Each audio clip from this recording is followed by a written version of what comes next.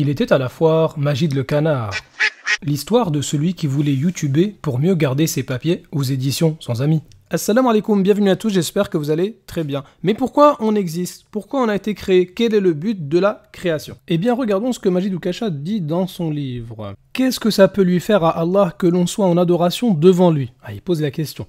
Qu'obtient-il donc exactement lorsque l'on célèbre sa gloire ou sa louange et que son omnipotence ne peut pas contenter? Dit autrement, quelle utilité peut-il trouver dans cette célébration? Quel acte d'adoration ou de culte à son égard, lui qui ne devrait avoir nul besoin de quémander auprès de quiconque, autosuffisance et toute puissance oblige.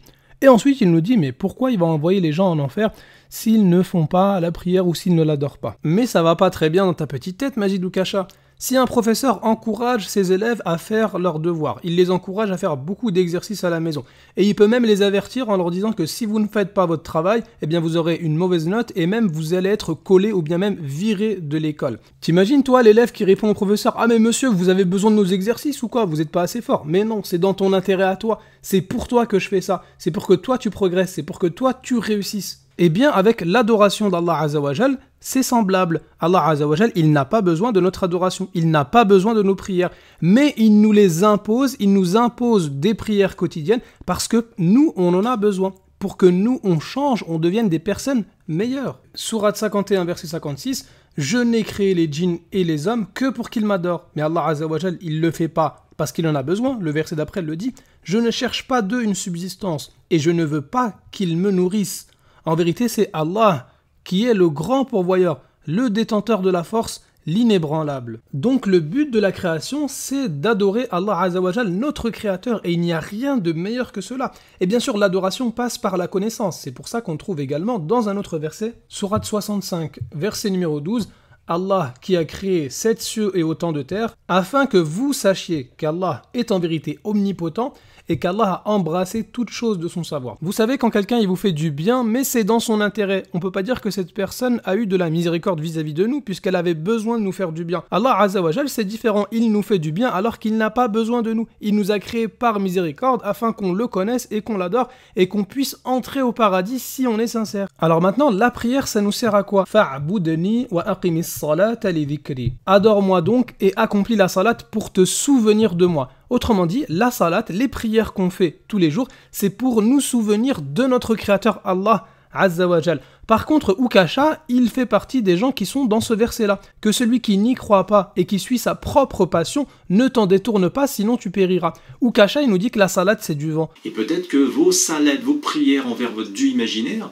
c'est du vent. Mais c'est toi qui es le vent, c'est toi qui suis le vent, finalement tu suis ta propre passion, tu ne sais pas quoi faire de ta journée, tu te lèves, tu manges, tu dors, tu ne sais même pas pourquoi tu existes. Alors que le musulman, le croyant, lui, il prie, il fait la salat pour se souvenir de son créateur. Fadhkuruni adhkurkum. Souvenez-vous de moi donc, je me souviendrai de vous. Autrement dit, lorsqu'on mentionne Allah Azzawajal dans notre prière, eh bien lui aussi nous mentionne. La prière, c'est également un moyen pour nous de patienter face aux épreuves. Ya ayyuhalladhina amanu sta'inu bis-sabri was-salah, inna Allaha ma'as-sabirin.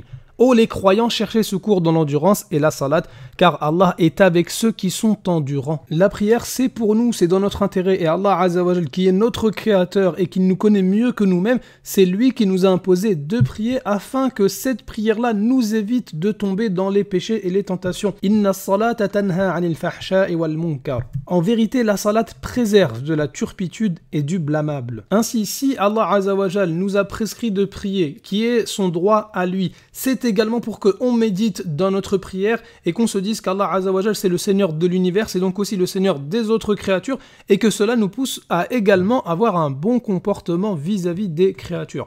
Et c'est pour ça qu'on trouve très souvent dans le Coran que la prière est suivie de l'aumône. Ceux qui accomplissent la salat et dépensent de ce que nous leur avons attribué. Il y a le droit d'Allah, mais il y a aussi le droit des créatures. Et accomplissez la salat et acquittez la zakat, qui est l'aumône. Regardons maintenant l'histoire du prophète Shu'aib, alayhi salam, qui a été envoyé vers un peuple qui transgressaient et qui étaient injustes, non seulement vis-à-vis d'Allah Azza wa Jal parce qu'ils adoraient de fausses divinités, mais également ils étaient injustes vis-à-vis des créatures puisqu'ils trichaient, donc ils volaient les biens des gens. Eh bien, Shu'aib alayhi salam, qu'est-ce qu'on va lui reprocher? Qu'est-ce que son peuple mécréant va lui reprocher? Ils lui dirent: ô Shu'aib, est-ce que ta prière te demande de nous faire abandonner ce qu'adoraient nos ancêtres, premièrement?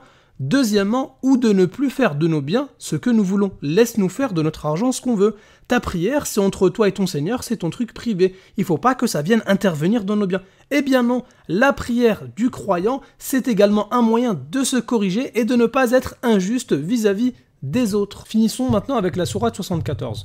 Lorsqu'on va demander aux gens de l'enfer, mais ma salakakum fi saqar, qu'est-ce qui vous a amené en enfer? Qu'est-ce qu'ils vont répondre? 1. Nous n'étions pas de ceux qui faisaient la salate, donc ils ont transgressé le droit d'Allah. 2.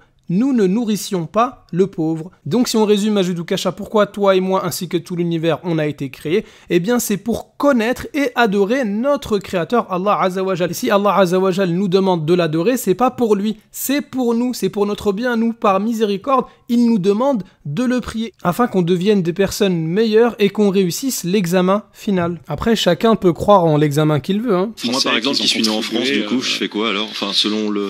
Écoutez, vous m'êtes fort sympathique, mais dans une politique de remigration, je vous dirais de rentrer chez vous, ouais. Mon peuple pour moi c'est la France, je défends les Français et la France avec ce livre qui me coûte beaucoup effectivement parce que c'est un livre très dangereux à écrire, je le fais vraiment par devoir et dans l'absolu je trouverais pas ça très sympa effectivement qu'on me fasse partir. Rentrez chez vous, ouais. Rentrez chez vous, ouais. Ah d'accord.